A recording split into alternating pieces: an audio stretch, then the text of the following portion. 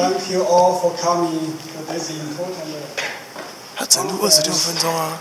And organized by personnel of the department. 给他时间。And I see so many old friends as well as new friends here. And I appreciate your coming. I was asked to introduce my advisor, PhD advisor, Professor Amadei. I have some slides I want to quickly share with you. Professor Amadei came here on Saturday, and he has been busy teaching us by seminar, short course in our institute, and also in National Taiwan University. You may also know that Professor Amadei has traveled a lot. He graduated from UC Berkeley in 1982, 11 years earlier than me. He is the member of the National Academy of Engineers and the National Academy of Constructions. He is the university distinguished professor, and he is the founding president of the Engineers Without Borders in the USA, and also co-founder of the Engineers Without Borders of the international network. Okay. As a scholar, he published a lot of books and papers, and has one more papers coming out. And most importantly, he holds 7 honorary PhD degree. This is very, very difficult, very special. All from the prestigious university around the world. Okay. Because of his contribution, he received a lot of medal awards, some of them here. I was looking online that you may not have heard of this one. Actually, he is one of the contemporary notables with the last name Amadei, from the 17th century. It's very, very special. Contributed as an American engineer, professor of UC, CEO Boulder, and founder of Engineers Without Borders. Okay? For me, the most important part when I look at Professor Amadei is that he is an excellent teacher and a mentor for us. Anyone know that when I took this picture? This is a picture when Professor Amadei with us back in 1998. Okay. Actually, last evening we had CEO Board alumni we get together. So we have a lot of students benefited from his teaching, from his thesis advisor, and we have people from industry as well as academia. Professor Yu from NTU and Professor Huang from our institute. Okay. There's a lot of pictures I don't know we tell. I think in some way it's usual. Okay. As his thesis student, I remember clearly 2 famous sayings by him. Okay. He pushed us a lot. Really, he pushed us a lot. Okay. When we have difficulty, we don't have the goal, and he will ask us, please set out your goal, shorter and long, and just push for it, and consistently do your best. Okay? This is the one I remembered, and also teach my students the same. Okay? Because I'm a professor now. Okay? The other one, and we all agree, when we meet you with you in the class, in your office, you always challenge us, what's new? Okay? You have to thinking, you have to compare what you have done compared to what we did before. Okay? So this we have benefited so much. Okay? So here I also like to quickly share a personal story. I don't think I have told you before, but this story I told my family many times in Chinese. It's a very scary story, but with a happy ending. Okay? You know, the first time I come to CEO Boulder, I was not in the civil engineering. I was in mechanical engineering with Professor Subhanahu Data as my academic advisor. Okay. I was struggling in the first semester. You have a problem with English, and you need to adapt the culture. So, and at the same time, I need to invite my wife daughter to join me. Okay. So, I was struggling. My face was white, and I was very thin. Okay. Near the end of the first semester, I have two news, bad news and good news. So I start with the good news. The good news is that my wife daughter gave a visa to visit me. The very bad news is that my academic advisor, Dr. Subhanda Data, is leaving. So he's moving to the University of Connecticut. So suddenly I have no academic advisor, and we end up with no financial support, and my family won't be able to join me, and we end up going back to where I come from. Okay? So in this most difficult time, Professor Liao introduced me, asked me to look at the faculty member to see who I'm going to be working with. So I took a college, my CV, couple of papers, I looked at your door, okay? I'm shaking, and your name is what, and I want to, are you accepting for PhD student? So I was waiting, and he's looking at my resume and paper, and suddenly he replied with the three rights. I remember very, very clearly. You are the right person, come to the right place at the right time with three rights. So I was totally released. Okay? Since then, we are working with a lot of papers and publication and PhD, and he supported me with my green card and with my academic career. So he changed my career from mechanical to civil engineering. Okay. With that, I'd like to invite my former PhD advisor, Professor Amadei, to the podium to give his keynote speech on the related sustainability. Okay, let's give him a loud talk.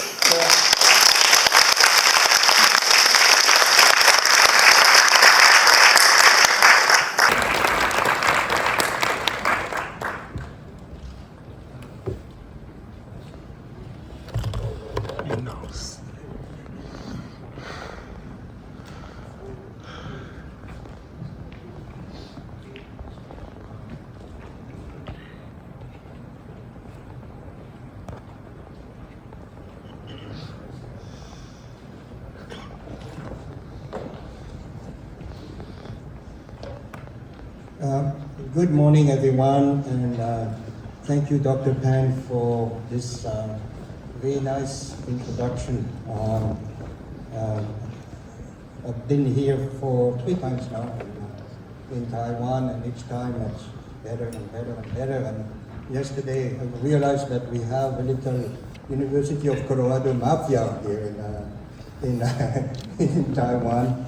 And thank you so much for your kind words, and I'm glad that you've done well. All of you who came from University of Colorado in the field of rock engineering and rock mechanics, you've done well, and you have contributed to the scientific and engineering community in Taiwan.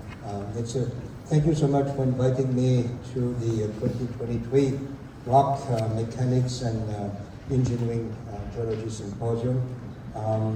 So in my presentation today, I'm going to not necessarily emphasize rock engineering and rock mechanics. Over the past 40 years, I've had the privilege to work in different areas in civil engineering mostly, and engineering in general, actually, starting with rock mechanics and rock engineering. And after that, over the past 20 years, starting in about 2001, 2002, I founded Engineers Without Borders, and most of my work has been to work in developing communities around the world. Did some work in Afghanistan, did some work in many countries in Africa and South America. And really, most of the projects that I've been interested in involve engineering, but not just rock mechanics and rock engineering. Rock mechanics and rock engineering, geoengineering, as I'm going to call it in my presentation, is only a subset of the problems that I have encountered in different countries around the world. It's important, it's necessary, but not sufficient to address essentially the problems that many countries are facing. Mostly issues of water, issues of food, issues of energy, issues of transportation. That seems to be around the world. I've been interested in the big picture of engineering. As I get older, I think that you become less and less specialized, but more and more, you gain more and more wisdom in looking at the big picture of engineering. And I really want to emphasize that when we do engineering is not just about technology. Engineering is about providing solutions to communities around the world. The solutions have to be, as I'm going to emphasize, systemic. I'm going to also emphasize the importance of introducing engineers to the field of sustainability. How can we do better engineering on our planet with a lesser impact on people and the environment? The title of my presentation is about global engineering, globally engaged engineering, and we need to realize that we are living in a world that is now referred to as VUCA, volatile in terms of activities, lots of uncertainty. Rock mechanics, we deal with a lot of uncertainty, of course, right at the local level, but also that uncertainty, we also find it at different scales, all the way to the community and to the planet. Complexity and ambiguous world. What I want to do is talk about, again, how engineering how do we need to train engineers? How do we educate engineers to address the global issues that we are facing on our planet today? The issues are not just about rock mechanics and rock engineering. We have major issues such as climate change, rapid urbanization, population growth, migration, resettlement, water, energy, food, and so on and so forth.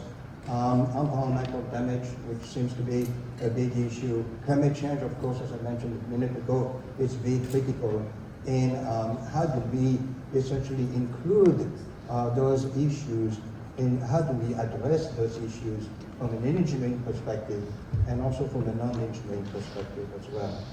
The issue of global security, how do we essentially, what's the role of engineers in addressing security, which could be physical security, can be food security, energy security. Remember, climate change is really around the corner. And climate change is now becoming a pretty big thing that we need to worry about. The climate crisis is a water crisis. The climate crisis is an energy crisis.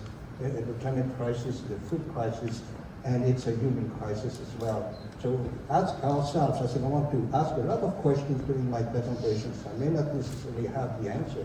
I wish I had all the answers to those questions.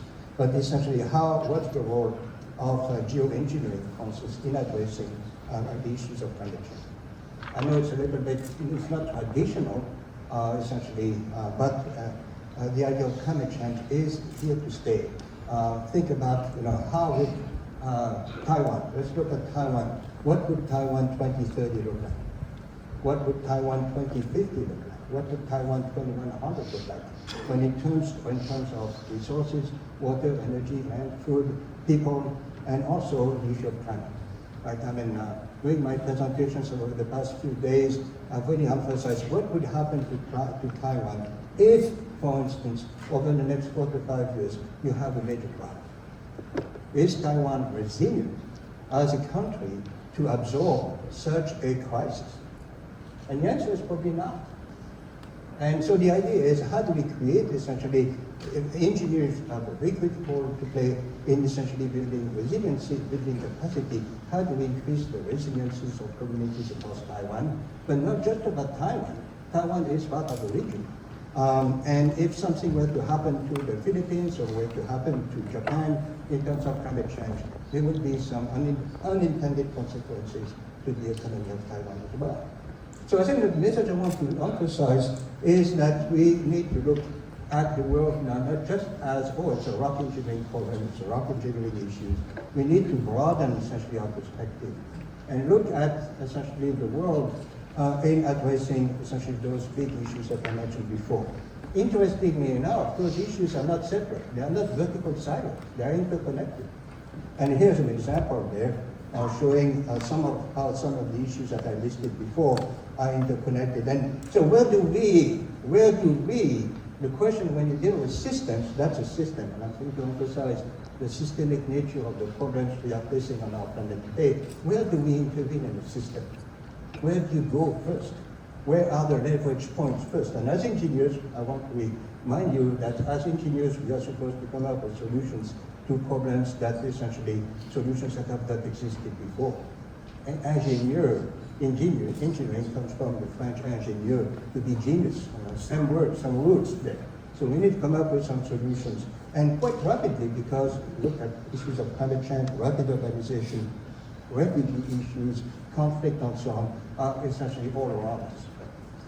So the question I'm going to ask is, and I want you to ask that same question to yourself, especially to my colleagues in academia, do today's engineering graduates, educators, and practitioners have the skills and the tools to address the global problems that we are facing today and likely to face in the next 20 years?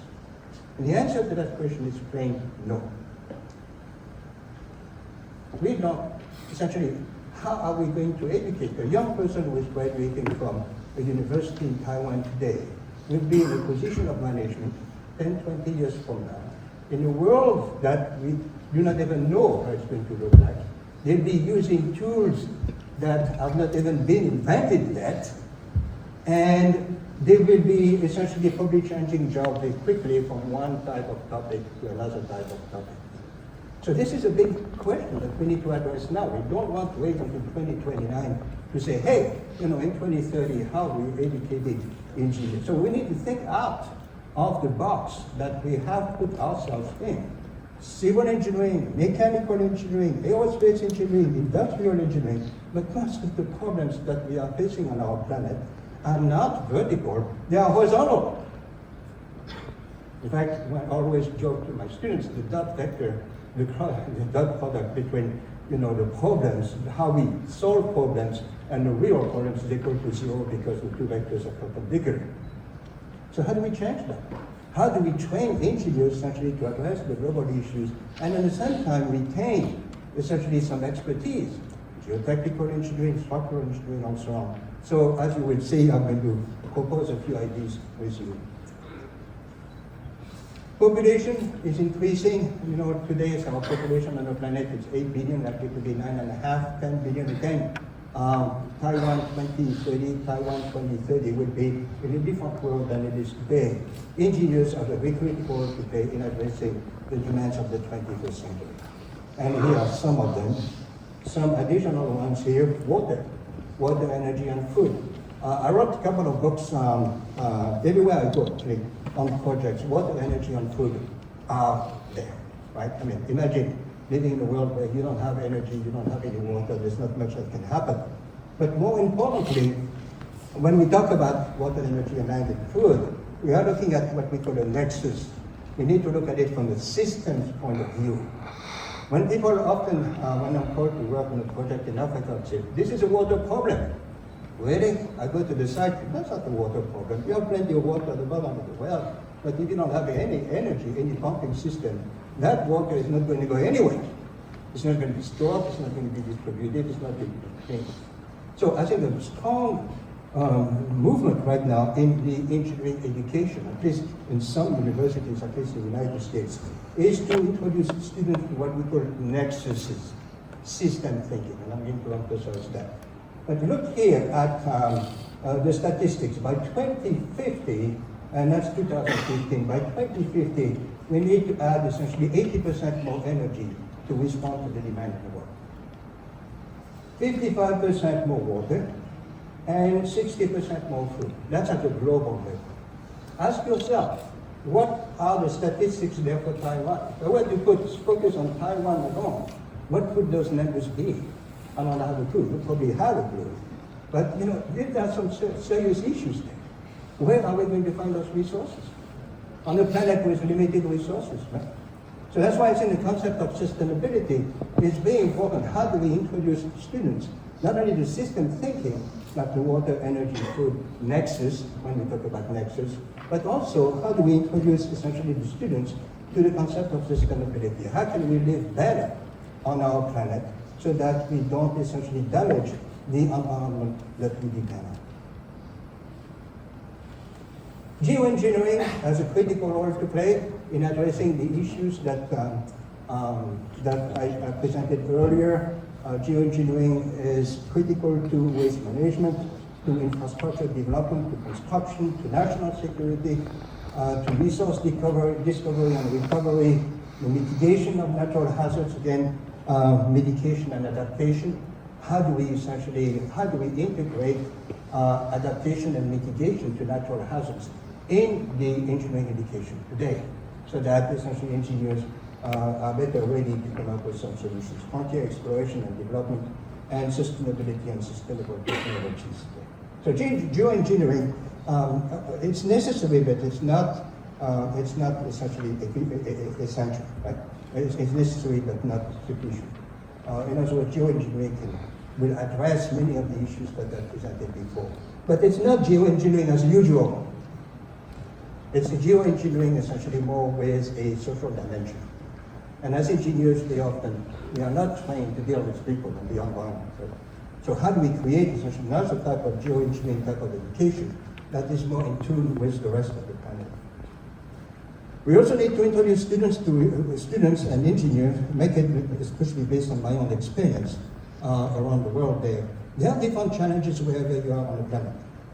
In the developed world, the challenges are to consume less and more intelligently. That's a whole field of sustainability.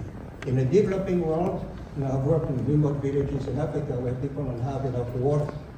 In many countries, for about 3 to 4 billion people on our planet, the job is to try to stay alive by the end of the day. So how can engineers essentially contribute to improving the needs of the developing world? And in between, we have emerging markets. And those emerging markets like India, China, South America, we're talking about a lot of people who, I'd say 20, 30, 40 years ago, were in I would call the developing world and would like to join the crowd of the developed world. Are they going to repeat the same mistakes of the developed world? And that's essentially hypocritical, because the developed world is saying to those people, hey, you guys don't consume like we did. But you did it. You consumed first. You polluted the environment for us. And now you are telling us to change our mindset, our way of doing things. That's quite hypocritical to a certain extent. But if you want to look at those 3 groups of challenges there, here's a diagram. Life expectancy as a function of income in different parts of the world. You see the 3 groups of countries that I mentioned earlier. Developed world is right here. They live long, high GDP per person. In fact, in the world, Japan is the highest life expectancy. US is actually going down in terms of life expectancy despite the GDP. Then you have a second group of countries here. You can see life expectancy varies between 80 about here and about 70 here. And then you have the third group, so that's the essentially emerging market there. And then you have essentially still a group of countries, mostly in Africa, that are still essentially the developed world. Another way of looking at those 3 groups of 3 different challenges is to look at the world at night. And if you look at the world at night, you of course you see North America, there was 400 million people with electricity. You have Western Europe here, and even the eastern part of China, a huge part here that still has no electricity. India, with a population of 1.4 billion people, doesn't have much, essentially, power for electricity. But if you look at the critical area, is Africa, here where you have 1.2 billion people living in 54 different countries. And look at the concentration of energy over the continent of Africa, the dark continent. So think about 1.2 billion people, what energy is about. Energy essentially provides opportunities for education, for commercial development, for enterprise, for whatever you want there. Without energy, there is not much you can do. And the question is, how do we bring electricity and energy to the entire continent of Africa? I could put my pointer anywhere there is probably a community somewhere. And they don't have access to education, they don't have access to economic development. And the sad part, what I will say, is probably going to make you laugh, is that when you have no electricity, you have a lot of babies. We've got to do something like that, right? All right? And, but then overpopulation, which then require more resources and so on. So a lot of vicious circles there. I mean, that feedback mechanism, in fact, if you look at development, it's full of feedback mechanism, closed loop system, essentially.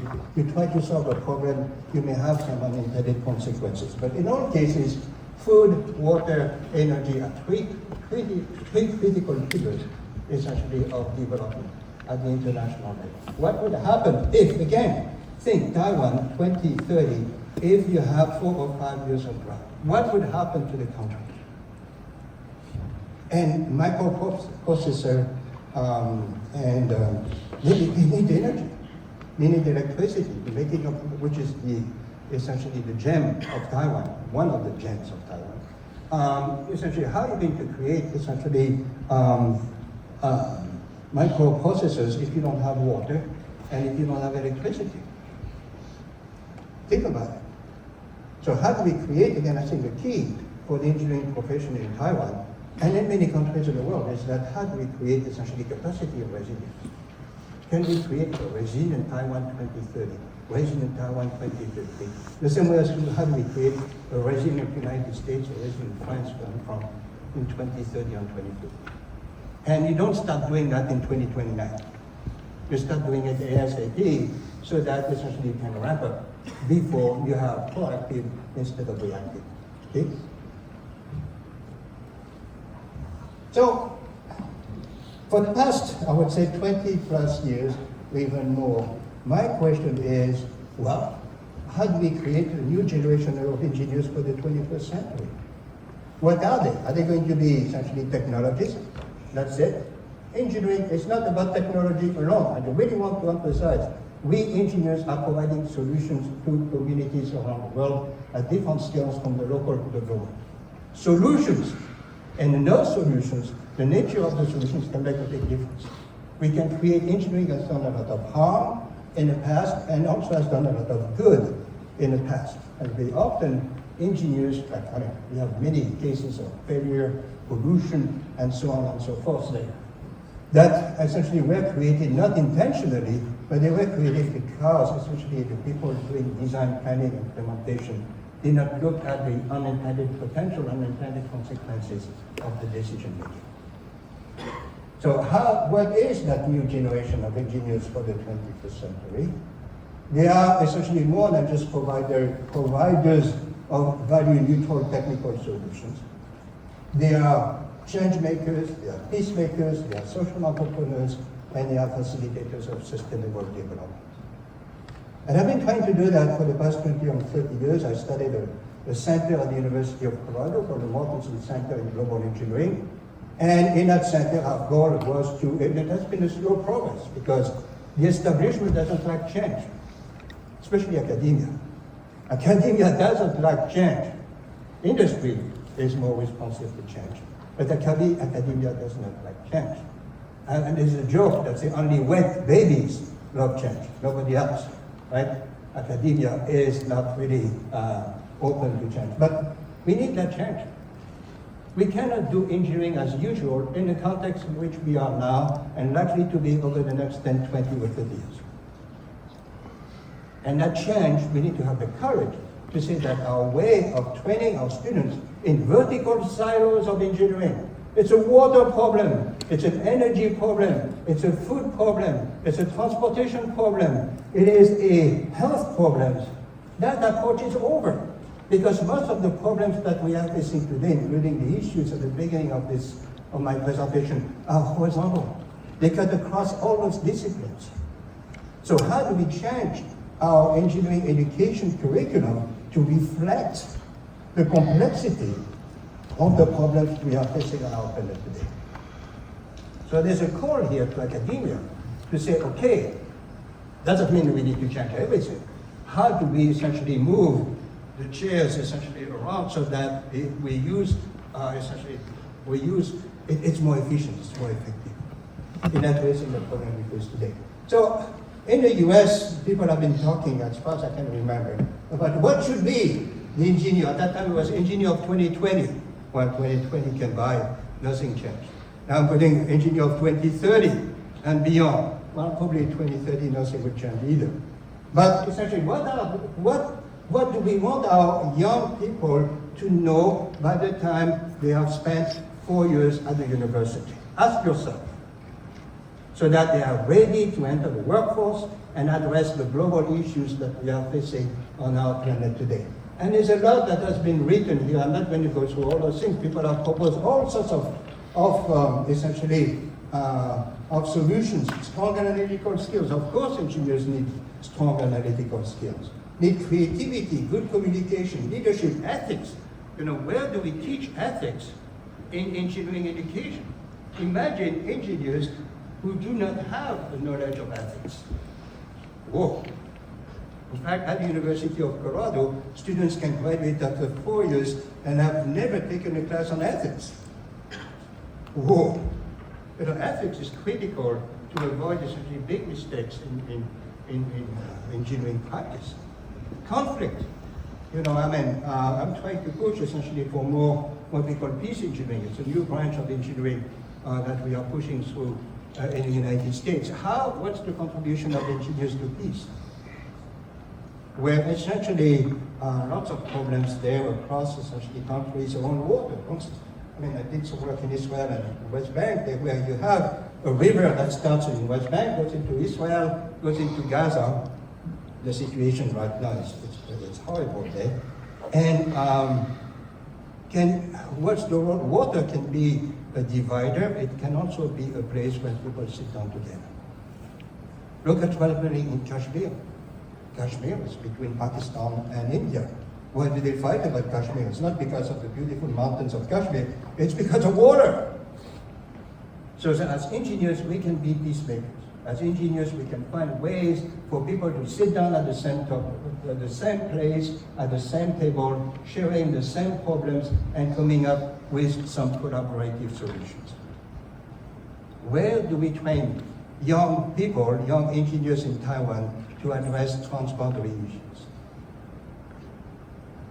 I'm asking you that question. Same thing in the United States. We don't talk about geopolitical issues in engineering education, and yet the world is full of geopolitical issues. So there are a lot of open-ended questions. If you want to summarize essentially the recommendation, it's those two diagrams. Depth of education versus depth and breadth. Until now, most engineering programs around the world that I have seen are only I type of education, like the letter I, depth only. We create experts. Good. But experts are so experts that they don't know what the other experts are doing. People are saying that, hey, the Titanic was built by an expert, whereas in the Bible, Noah's Ark was built by an amateur. Which one landed, which one stayed above water?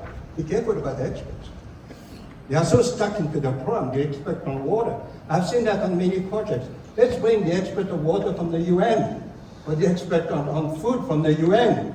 Well, they don't talk to each other. They come up with some recommendations that make no sense whatsoever as far as the community or the country is concerned. So that's one type of education which has been dominant until recently, and what we are pushing for, at least in the United States and some other countries in Europe, is depth and breadth. Yes, we need engineers who know about engineering. Yes, we need engineers who know about civil engineering and geomechanics and so on. But we also need engineers who know a little bit more than just civil engineering and geomechanics, who know about social issues, economic issues, political issues, who can make decisions with others from other disciplines and come up with solutions that are collaborative and are good for the planet and the human. This type of T-type is called a T-type of education versus an I-type of education. What kind of education do you have in your universities in Taiwan? Do you have I-type education or do you have T-type education? The world calls for, we still need experts, by the way, I'm not pushing experts out of the window. don't get me wrong. But experts are necessary but not sufficient. We need people, we need engineers who can, essentially more global engineers, who could interact essentially with other disciplines, because most problems at the community level, and I can testify to you for about 20 years now of traveling around the world, cut across many disciplines. It's not because you're putting a water pumping system in a village that you have solved the water problem. I can guarantee that. Come back 6 months later, people are still fighting and say, hey, you stupid engineer, you put it in the wrong place. And I say, well, you should have told me. You never asked. You never asked. Okay, so think about, this idea of engineering education, T-type education. How would you change your I-type education in your universities to a T-type of education, which is broader, which still has the rigor of technology and engineering, the vertical component, that we don't change, but it broadens the perspective of the students so that they can work in the different settings. Also, we need engineers who essentially are capable to work from crisis to development. What happened? I've worked in quite a few refugee camps. Engineers have the role to play in refugee camps. Or in periods of crisis, you have a natural hazard, like a major earthquake, right? The idea of addressing risk, identifying risk, and also identifying risk management. But how are we training essentially engineers to develop essentially community that are able to show resiliency and have the capacity to absorb essentially multiple crises? The crisis can be from natural hazards or man-made or human-made hazards, right? We don't.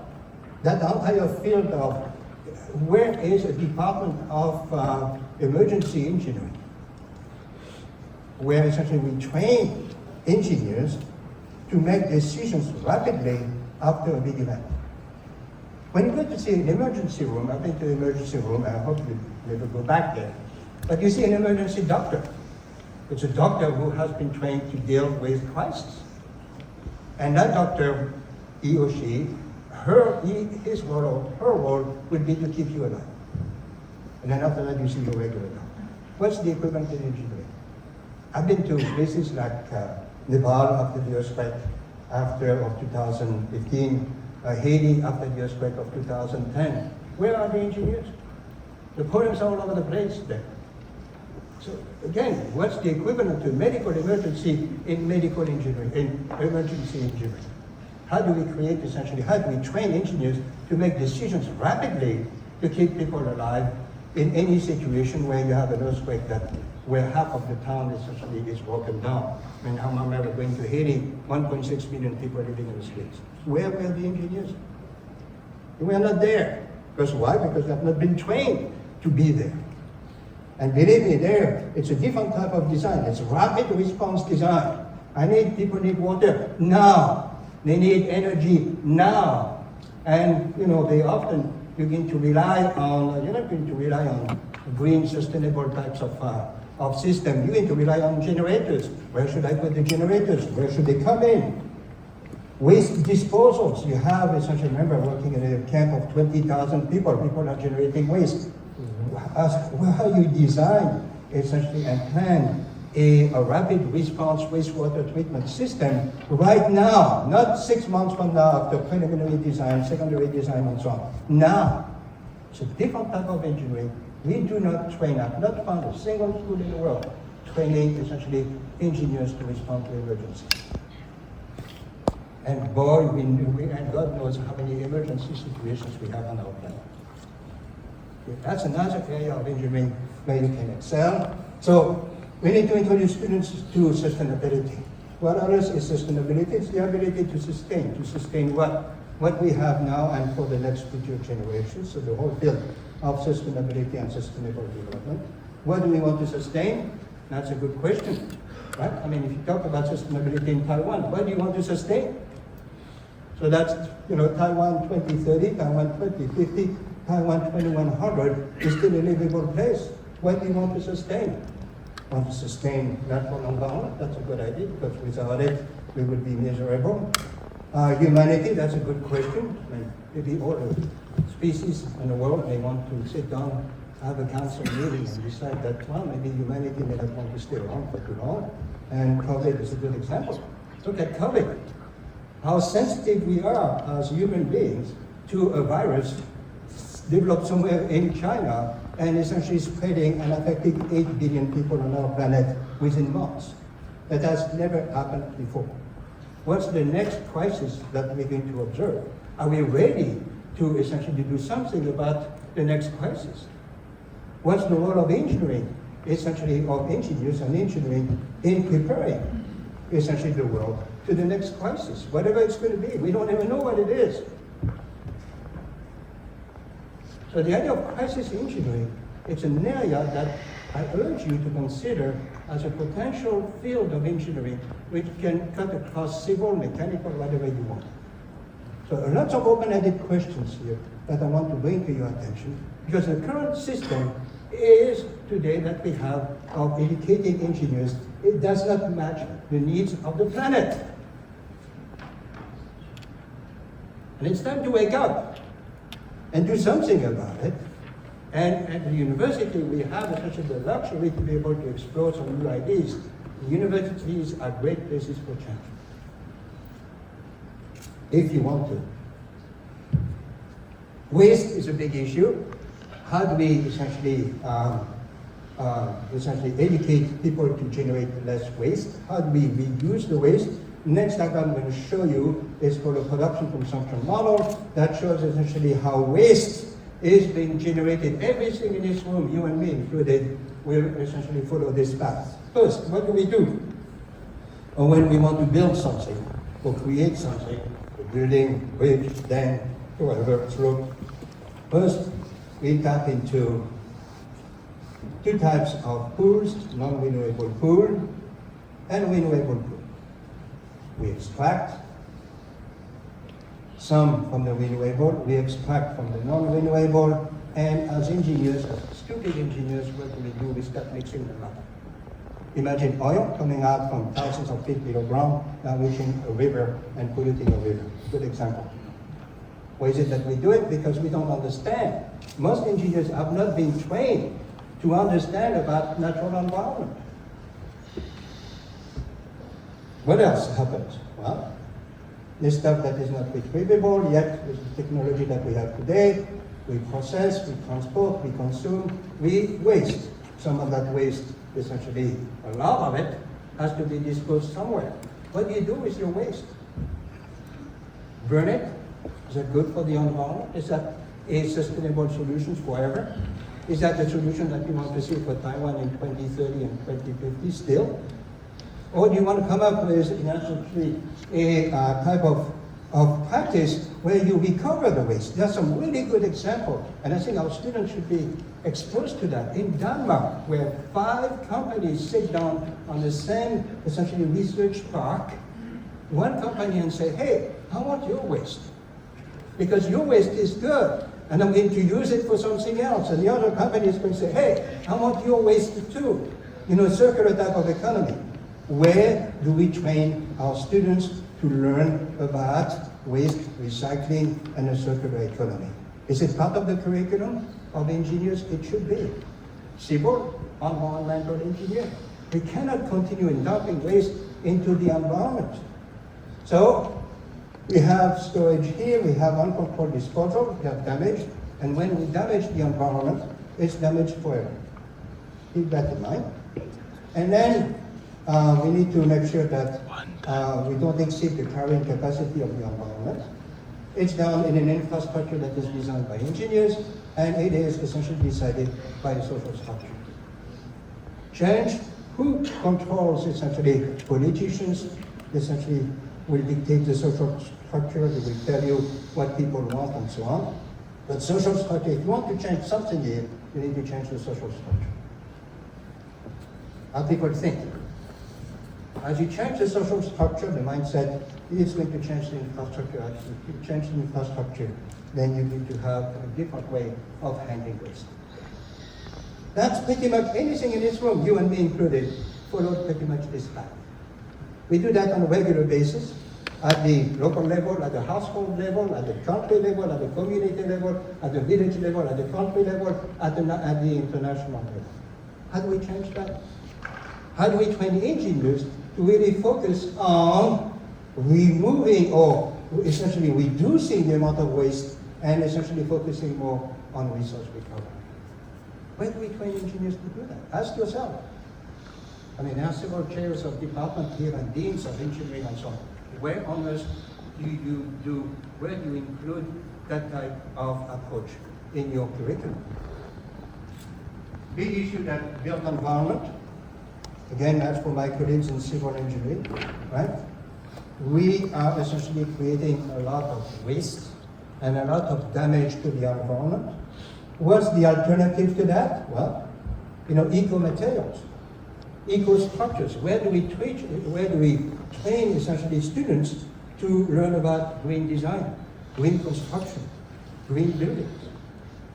So that essentially the built environment, there's lots of damage, right, with the built environment, has a lesser impact on the environment, right?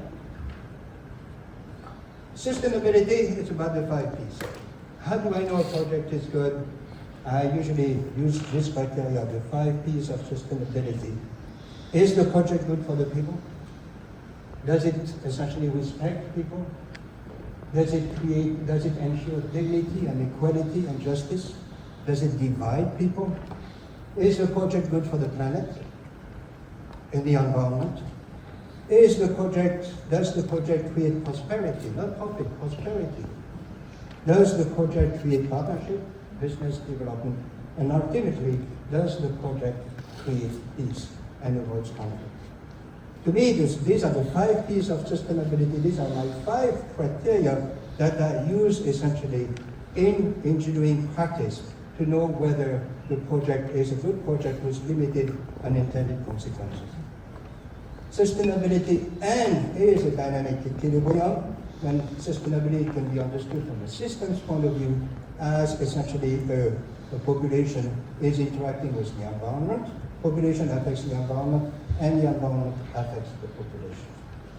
We need to understand that. So what's a sustainable development project? Well, from an engineering point of view, it's a project that takes responsibility for its effect on the natural world and also society in general. 2, it creates structures and systems of durability and long-term utility. Again, sustainability is ability to sustain over time. These are projects that require education. How are you going to educate your client that putting solar system on top of your building is better for the business and for the environment, when the additional capital cost is 10-20% higher than if you were to use traditional type of electricity? Where do we train engineers essentially to educate your clients? It's the issue of marketing, right? So education is very critical if you want to essentially bring sustainability into the discussion. You have to make sure that you consider what your solutions make and waste, and we have to make sure that whatever we develop is in harmony with the assimilative and regenerative capacity of this essentially system. I'm going to skip this. This just briefly. It's a table. So people have been in engineering. I don't know about Taiwan, but in engineering people have said, wow, how do we quantify sustainability at the engineering level, at the project level? And there is a platform there, it's called Envision platform, where the Envision platform was developed by the American Society of Civil Engineers. And it says, well, as far as sustainability is concerned, we need to look at 5 domains as far as the project is concerned. Quality of life, quality to the project. Is the project the leadership of the project? The resource allocation of the project, the natural world, the impact on the environment, and also climate and resilience, which is now becoming more and more critical. As you can see, there's a table there with all sorts of indicators and so on, and I'm going to go through that. I know tables are boring in any PowerPoint presentation, but essentially the way it is that you have a bunch of indicators For quality of life, we have well-being. How does your project essentially support well-being? How does your project support, what is it? Mobility. How does your project essentially support the community? And then for each one, you have essentially indicators and numbers ranging small number to the high number as you go from the left to the right there, the level of sustainability increases. So I don't want to go into the details of that. If you're interested, look at the Envision framework, version 3.0. Essentially, it's one of the best frameworks that we have right now in civil engineering to assess the sustainability of projects. So, system thinking, I think that I have emphasized until now the need to step out of the vertical silos. We need to look at how things are interconnected. Water issues connected to energy issues, connected to food issues, connected to transportation issues. And we do that by introducing system thinking. It's synthesis versus analysis. We're looking at the whole, the community as a whole. System thinking will allow you, for instance, to look at the interaction between the dam and the natural environment. The dam affects the natural environment. The natural environment affects the dam. Well, that makes sense, right? I would say most concrete engineers, most structural engineers will not worry about it. In fact, the problem with engineering has been, okay, let's bigger the better. Large structure, right? Bigger the better. And let's not worry about the people, let's not worry about the environment. The dam is going to affect, it's going to have an effect on the environment and also on the population. But Three Gorges Dam, a fantastic engineering type of success there. 3 million people had to be displaced. Think about the impact of that dam on the environment and the people. Of course, there's the political system in place, you can do it. But could I do that in the United States? All. Right? So the natural systems and the non-natural systems interact with each other. And it's important for engineers when they do the design, planning, construction, and so on, that they take into consideration essentially the interaction between systems. In this case, non-natural system versus natural system that are completely different, and to avoid unintended consequences. When I do projects, any project whatsoever, engineering projects involve multiple systems. It's not just infrastructure.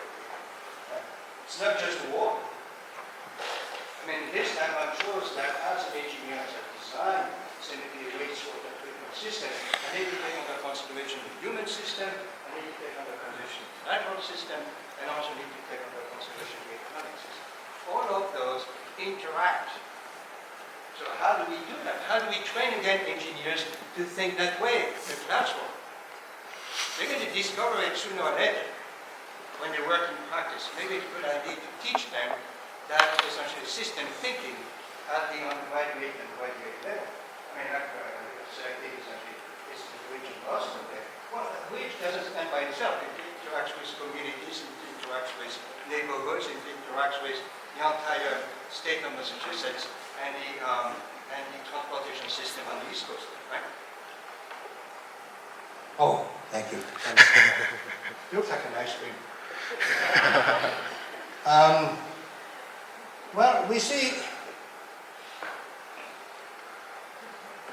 system in rock engineering as well. If you're not familiar with the work of Professor Hudson, passed away several years ago at Imperial College there, you may want to look at this.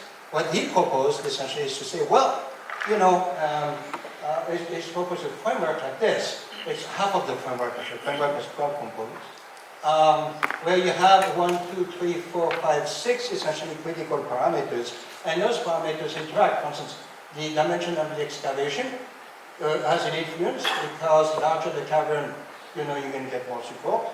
The excavation dimension has an influence because the large cavern may be difficult in rocks that is weaker or near the surface. So if you, this kind of is kind of what we call multiple criteria cross-impact analysis. So in other words, what we are doing cross-impact analysis where we look at different parameters and how they interact. So the way you read this is a system approach to rock engineering. And if you are not familiar, get the book, understand it, it's pretty straightforward. It gives you a lot of examples, essentially, on how to use a system, an integrated approach to rock engineering projects. So the way you look at it is that, essentially, you have the way you read those tables, or diagrams like this. Horizontally, you have the influence of excavation dimension on a rock support, depth of the excavation method, rock mass quality and discontinuity. This one here is the influence of the rock support on the other 5. This one here is the influence of the depth of the excavation on the other 5, and so on and so forth. Vertically, excavation dimension depends on rock support, depends on the depth of the excavation, depends on the excavation method, depends on the rock mass quality, and depends on the discontinuity. So you have influence and dependence built inside that matrix. If you're not familiar, get the book. It was published in 1982, 30 years ago. And yet very few people know about it. And that makes sense. If you've ever been on a real project, you know that all those parameters interact.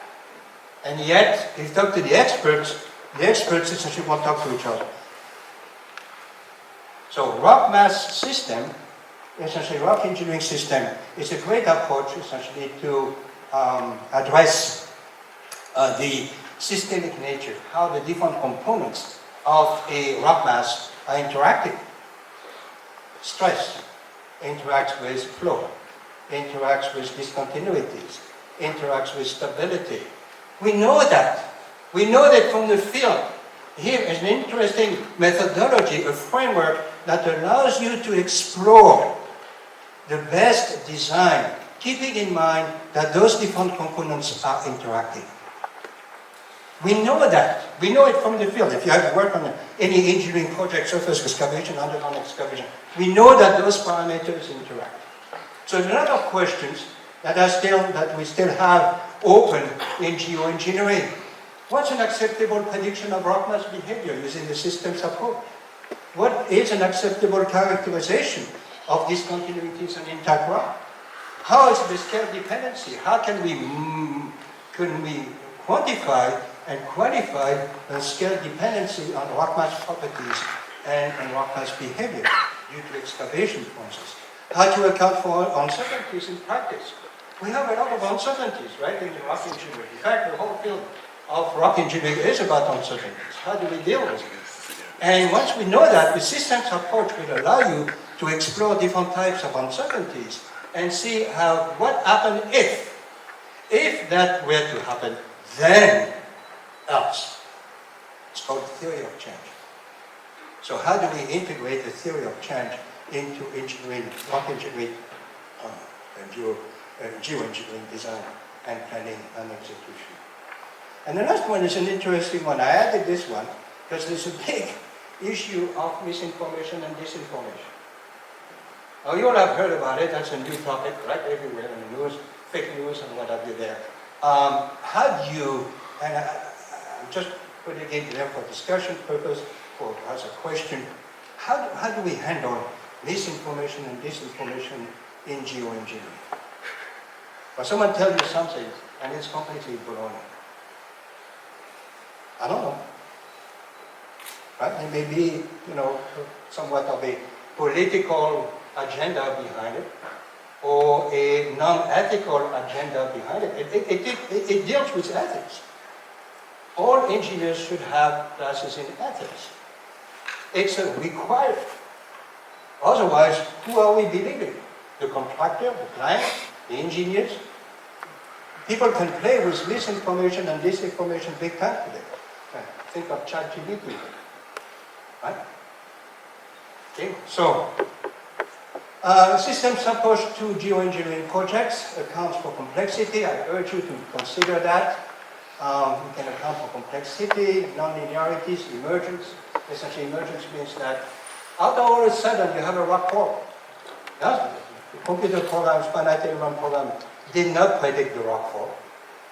But because of the interaction of different components, you may have that rock fall. You may have a stability problem, you may have a collapse problem, you may have a rush of water in a fault zone at the end. Even though you have done essentially everything possible in characterizing the rock mass. What we call that emergence. Things emerge. Failure is emerging property of rock masses. And very often, as Zaghi mentioned, it doesn't take much. A small minor geological defect below a dam may bring the dam down. So it's emergence. I'm almost done. Failure. That's a big problem. We have all sorts of failure, essentially. If failure is an emerging response of a rock mass to disturbance whatsoever. I've listed some of them. Why do we fail? Well, there are many reasons why do we fail. There's really a good book that you may want to read about why do we fail. Even though you are the best engineer in town, even though you have done all the analysis in town. And this book called The Logic of Failure, which was written in the 1970s, it explores actually various case studies of failure, including Chernobyl. Why do you think Chernobyl happened? When Soviet engineers are not stupid, they're really good. Yet, a series of events led to the failure of Chernobyl.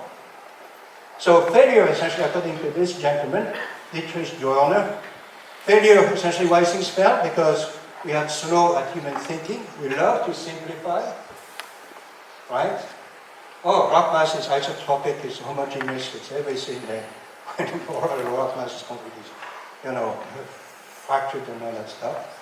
Slow speed in absorbing new material. We don't know what we don't know, right? Especially in rock masses, you don't have a clue of what's ahead of your return-on board machine. Self-protection. Well, who likes to say, I work on a failed project, right? I mean, we have pride, right? I mean, so but the question is, when we deal with failure, how can we learn from failure? Failures are poorly documented. Can we have essentially a good, portfolio of failure case studies that we can study and understand why are we failing? Limited self-protection, right? And limited understanding of systems. A rock mass is a system of systems. And if you look at the rock mass as it's just an intact rock problem or discontinuity problem, I think you're missing the boat. This is my last slide. When it comes to engineering education, when it comes to addressing the issues that we are facing on our planet today, we need to take this quote from Albert Einstein into consideration. The significant problems we face cannot be solved at the same level of thinking that we have created them. Remember, I presented a whole list of issues at the beginning of the semesters, beginning of my presentations, no semester here, at the beginning of my PowerPoint. Those issues were created with a certain mindset. What is the new mindset that we need to develop, essentially, in order to prevent such issues from essentially going crazy and affecting essentially billions of people on our planet? Those issues are critical, and it's very important that we need to change the way educating essentially engineers to address the global issues of the 21st century. Most people would love to go on the left side of this diagram at the top there, simple, but it doesn't work, but it's wrong compared to the people who say, okay, let's embrace sustainability, let's embrace change, let's embrace system thinking. It takes courage to go there, by the way. And I dare to ask my colleagues in academia, how would you go this way? How would you bring students on the right side instead of on the left side? Because we need it. Our engineering education system today is out of date with the problems we are facing on our planet today. Period. And it's time to change. And we need to have the courage to change that. Thank you.